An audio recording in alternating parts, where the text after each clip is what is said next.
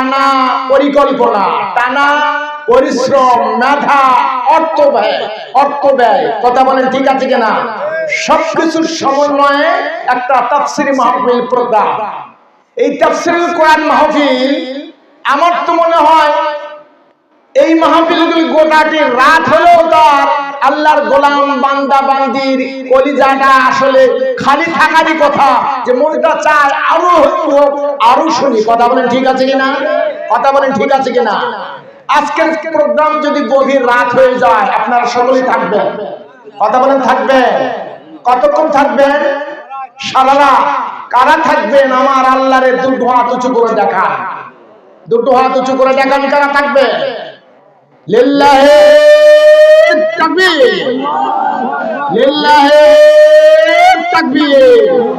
আল কোরআনের আলো, আল হাদিসের আলো, তোমার নেতা আমার নেতা, লিল্লাহি তাকবীর। কার নামে শুকরগুজার করলাম? মুসলমান কথা বলেন, কার নামে শুকরগুজার করলাম? আল্লাহর নামে শুকরগুজার করলাম। আল্লাহর নামে শুকরগুজার করলে হৃদয়ের মধ্যে কি ভয় থাকার কথা? কথা বলেন, ভয় থাকার কথা। যেহেতু কোরআনটি হচ্ছে আল্লাহ, কথা বলেন ঠিক আছে কিনা? আল্লাহ রাব্বুল আলামিন বললেন, ইন্নাহু লাকাউলু রাসূলিন কারীম। আবার আল্লাহ রাব্বুল আলামিন বললেন, নিশ্চয় কোরআনুল কারীম আমি আল্লাহ রাব্বুল আলামিন একজন সম্মানিত রাসূলের মাধ্যমে দুনিয়াতে প্রেরণ করেছি। সুবহানাল্লাহ। কার মাধ্যমে? একজন সম্মানিত রাসূল মুহাম্মদ রাসূলুল্লাহ সাল্লাল্লাহু আলাইহি সাল্লামকে আল্লাহ সুবহানাহু ওয়া তাআলা নবুয়তের দায়িত্ব দিয়ে দিশাহারা পথহারা লোকদের সঠিক পথের সন্ধান থেকে দেওয়ার জন্য, জাহান্নামের চলমান লোকদের সোজা জাহান্নামের রাস্তা থেকে মাইনাস করে কেটে টেনে বের করে জান্নাতের রাস্তা থেকে দেওয়ার জন্য আখির নবী জনাব মুহাম্মদ রাসূলুল্লাহ সাল্লাল্লাহু আলাইহি সাল্লামকে আল্লাহ রাব্বুল আলামিন নবুয়তের দায়িত্ব দিয়ে তিনার উপর মহাগ্রন্থ আল কোরআনুল কারীম নাজিল করেছেন। কথা বলেন ঠিক আছে কিনা? আমরা সেই কোরআন প্রেমিক মুসলমান। কথা বলেন ঠিক আছে কিনা? আমরা কি প্রেমিক মুসলমান? কোরআন প্রেমিক মুসলমান। এখন আল্লাহকে যদি প্রশ্ন করি, আল্লাহ যেই কোরআনুল কারীম তুমি বিশ্ব নবীকে নবুয়তের দায়িত্ব দিয়ে তার উপর নাজিল করেছেন, এই কোরআনুল কারীম কি কোনো কবির কবিতা? আল্লাহ রাব্বুল আলামিন বললেন, আল্লাহ সুবহানাহু ওয়া তাআলা বললেন, ওয়ালা বিকাউলি শাইরিন কলিলাম মা তুমিনুন। আল্লাহ তাআলা বললেন, এই কোরআনুল কারীম কোন কবির কবিতা নয়, কোন কাহিনীকারের কোন কাহিনীও নয়, কোন লেখা বই নয়। সুবহানাল্লাহ। তানজিলুম মির রাব্বিল আলামিন। এই কোরআন হচ্ছে গোটা বিশ্বের রব, আইনদাতা, বিধানদাতা, শাস্তিদাতা, শান্তিদাতা মহান আল্লাহ রাব্বুল আলামিনের পক্ষ থেকে এই কিতাব। কথা বলেন ঠিক আছে কিনা? মুসলমান কথা বলেন ঠিক আছে কিনা? মহাগ্রন্থ আল কোরআনুল কারীমটা হচ্ছে জ্ঞানের সমুদ্র। কি বলেন তো? কি বলেন তো? জ্ঞানের সমুদ্র।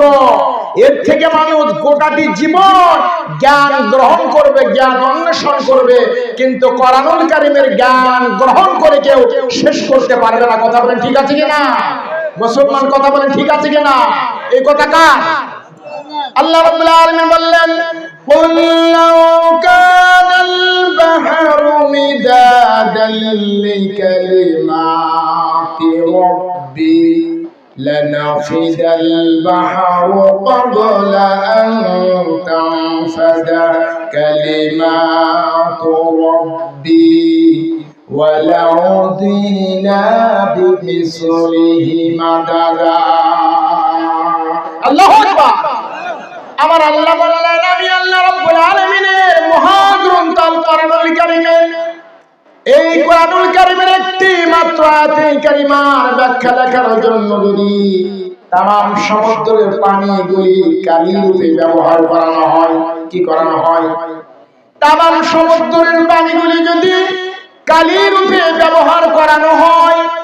আর সেই কালিগুলি যদি কলমে উঠে উঠে যদি কালামে পাকের ব্যাখ্যা লেখা শুরু করে দেওয়ানো হয়, তামাম পৃথিবীর সমস্ত সমুদ্রের পানিগুলি শুকিয়ে শেষ হয়ে যাবে, আর পানি পাওয়া যাবে না, আর কালি পাওয়া যাবে না।